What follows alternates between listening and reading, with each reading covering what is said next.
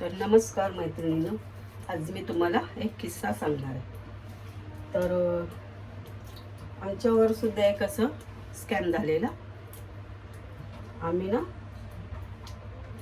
जागा बघायला गेलेलो. पेन साईडला आहे ना ते अमरापूर, तिकडे भरपूर जागा पडित आहेत. तर तिकडे ना आम्ही जागा बघायला गेलेलो. डायरेक्ट ना आम्ही गेलो, ओळखीनेच गेलेलो. एक हे आहे, बिल्डर आहे. तर अशीच त्याच्या थ्रूने आम्ही तिकडे जागा बघायला गेलो. बरीच मस्त होती जागा. तर झालं असं, जागा वगैरे आम्ही बघून आलो. त्यांच्याच गाडीतनं नेलं, आमची गाडी काय आम्ही नेली नव्हती, त्यांच्याच गाडीतनं आम्ही गेलेलो. तिथे जागा वगैरे आम्ही बघितली. ते गणपती बनवतात ना अमरापूर साईडला, तिकडे होती जागा आतमध्ये. तर आम्ही जागा वगैरे बघितली, सगळं झालं ओके झालं सगळं. जागा वगैरे बघितली आणि मग तिथेच बोलणी झाली सगळी. तर काहीतरी दोन लाखाला जागा बोलला तो. 2 लाखाला जागा मिळेल म्हणून. बरं ना, मग स्वस्त आहे. 2 लाखाला जागा म्हटल्यावर स्वस्त आहे. तर चालेल बोललो. तर ॲडव्हान्स, आमच्याकडे ॲडव्हान्स त्यांनी मागितले. मला ॲडव्हान्स द्यावा लागते. तर देऊ म्हटलं ॲडव्हान्स, पण ओळखीवरच आम्ही गेलेलो. तर झालं सगळं, बोलणं वगैरे झालं. तर मग त्याला आम्ही ॲडव्हान्स किती दिला असेल, 50,000 रुपये. 50,000 रुपये ॲडव्हान्स दिला. झालं सगळं. म्हणजे गलती आमची ही झाली की त्याला ॲडव्हान्स दिला ते आम्ही काही लिहून वगैरे घेतलं नाही. का? तो ओळखीवर ना, ओळख होती. यांचा मित्र होता. मित्राने जागा सुचवलेली म्हणून ओळखीवर. चला कशाला काय लिहून वगैरे घ्या वगैरे, काहीच नाही घेतलेलं आम्ही लिहून. तर म्हटलं चला 50,000 दिले आम्ही. 1 महिना झाला, 2 महिने झाले, तरी अजून काय नाही. म्हटलं आता हे केले काय, पुढची प्रोसेस वगैरे काय आहे वगैरे. तर तो म्हणायला लागलं होईल असं करून झाले 3 महिने झाले. आणि ना मला घरनं फोन करायचा आणि म्हणायचा की अजून 1 लाख तुम्ही द्या, मग तुम्हाला आम्ही सगळं हे म्हणजे कागदपत्र देतो लिहून की पैसे दिलेत वगैरे, जागा तुमची आहे वगैरे. 1 लाख म्हटलं, 50,000 दिलेले आहेत, अजून 1 लाख कुठून देणार? नाही म्हटलं, 1 लाख नाही, तुम्ही काय आहे ते 50,000 आम्ही दिलेले आहेत ना, आम्हाला जागेचे कागदपत्र द्या ना, मग आम्ही देऊ. तर नाही बोलते, 1 लाख द्या, मग तुम्हाला आम्ही जागा देऊ, नावावर करून देऊ. हे तर असं उल्लू बनवायला लागलं ना. झाले मग असं करून मग कोणतरी सुचवली की नाही हे फसवेगिरी आहे म्हणून. तर चला फसवेगिरी आहे, चला म्हटलं आता काय फायदा नाही. मग त्याला आम्ही फोन करायला लागलो की नाही, आम्हाला जागा नको आहे, खूप लांब आहे, आम्हाला नाही नको आहे, ती खूप लांब आहे, आम्हाला नाही जमणार. तर म्हटलं नको, आम्हाला पैसे परत दे.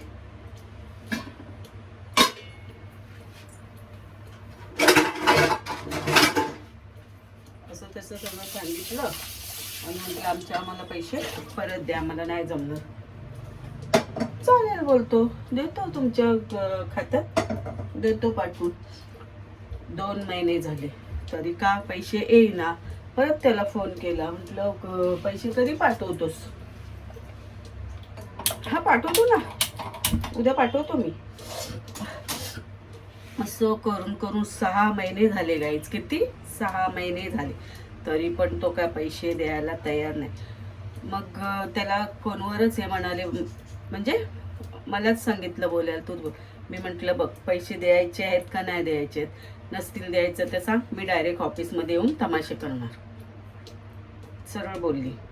नाही देतो. मग ते मित्राला सांगितलं, ते आम्हाला नको आहे, आम्हाला जागा ती नको आहे.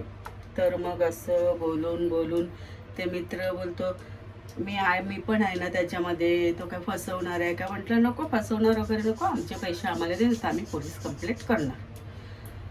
असं बोलून बोलूच गाईज ना 6 महिन्यांनी पैसे आम्हाला परत मिळाले. तर बोलायचा उद्देश काय आहे, आपलेच पैसे, आपलेच पैसे, फसवणारा तो, आणि एवढे आपलेच पैशाला 6 महिने लागले बघा. म्हणजे किती फसवीगिरी चालली आहे, बोंदगिरी चालली आहे. असं झालं. मग आम्हाला 50,000 रुपये मिळाले. पण बघा या गोष्टीला किती महिने गेले, 6 महिने. 6 महिन्याने आमचे 50,000 आम्हाला मिळाले. तर मग जाऊ दे, सोडून दिलं. देवाचे कुठून पैसे आपल्याला मिळाले, जाऊन दे, सोडून दे. तर हा किस्सा झाला आमच्याबरोबर गाईच. असं ओळखीचं असून यांच्या मित्राच्या ओळखीवर तरी पण आम्हाला फसवले. पण एवढे दिवस लागले, 6 महिने लागले पैसे. बापरे, ओळखीचं असून. पण तात्पर्य एवढं काय, पैसे आम्हाला मिळाले बस. असं झालं बघ. तर बघा आज जाईल सोमवार आहे. मस्त आपली बघा पालेभाजी, हे बघा मस्त आपली चवळीची भाजी. चवळी, हे बघा चवळीची भाजी आज होते, पालेभाजी मस्त. तरी बघा आपली वालाची भाजी, बटाटी शेंग टाकून केलेली, आणि ही पालेभाजी, आणि हे आत्ताच बनवले चपात्या. तरी बघा या जेवायला. मस्त असं आपलं जेवण रेडी झालेलं आहे.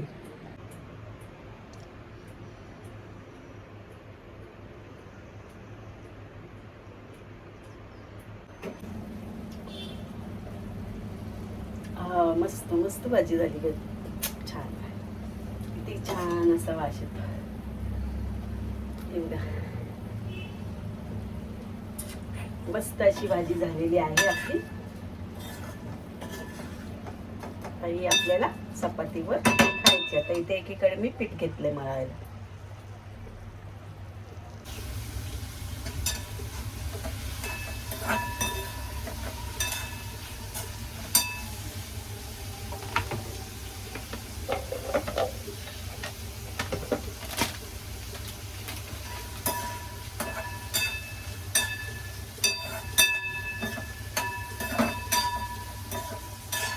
बघा गाईस, अशी लोक आहेत फसवणारे. तर तेच कशाला बघा.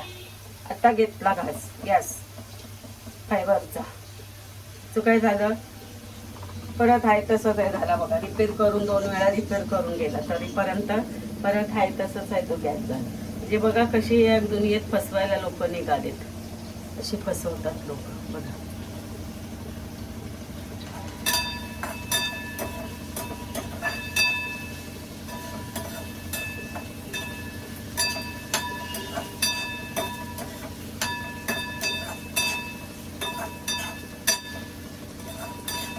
चला तर आज मस्तपैकी आपली व्हेज पालेभाजी आहे, आणि याच्यावर बनवणार आहे चपाती.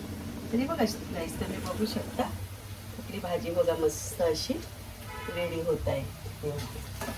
जमतं असं एवढंसं छोटंसं किचन आहे ना, म्हणून बोललो चला थोडं मोठं आपल्याला किचन बनायला. असं गेलो आम्ही रूमचा बघायला. किचन मस्त होता तिकडचा, नाही सॉरी खोटं बोललो, किचन नाही, फक्त जागा मोठी होती, चांगली मोठीच्या मोठी जागा होती. पण हे असं फसवलं, असं होतं बघा, फसवतात लोक. तर हे बघा आपला कांदा मऊ झाला आहे, त्याच्यात आपण ना पालेभाजी टाकूया.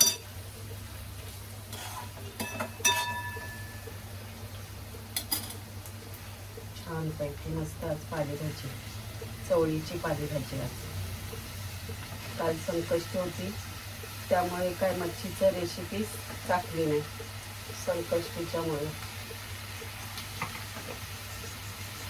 काल पण साधं सिंपल असं जेवण बनवलेलं, डाळ भात बनवलेलं, कोबीची भाजी. तर बघा ती टोप भरून दिसते की नाही भाजी, बघू शकता तुम्ही किती टोप भरून भाजी दिसते.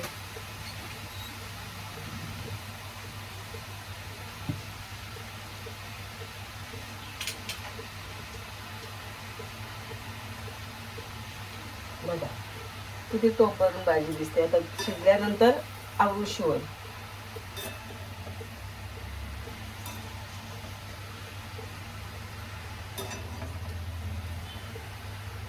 आपल्याला याच्यात काही टाकायचं नाही. बघा प्लेन भाजी अशी मी बनवलेली. कांदा, लसूण आणि मिरची.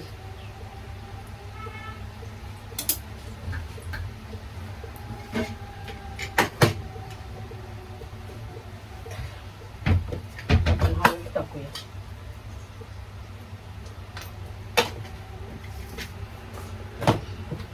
मीठ टाकूया.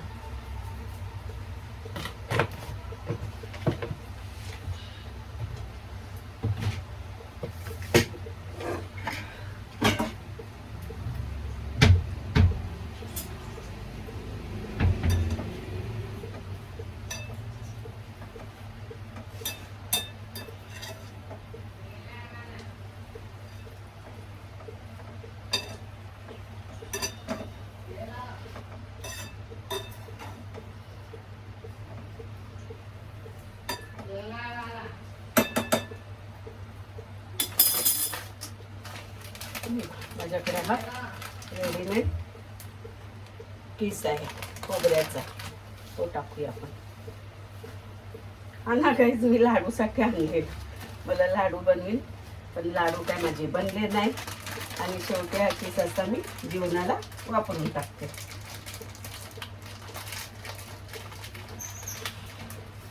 मस्त बघा असा.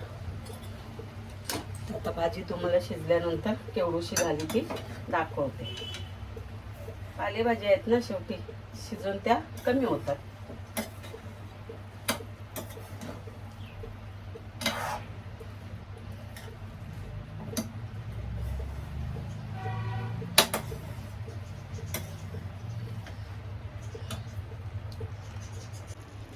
हे बघा गाईज, बघू शकता शिजून भाजी केवढीशी झाली बघा.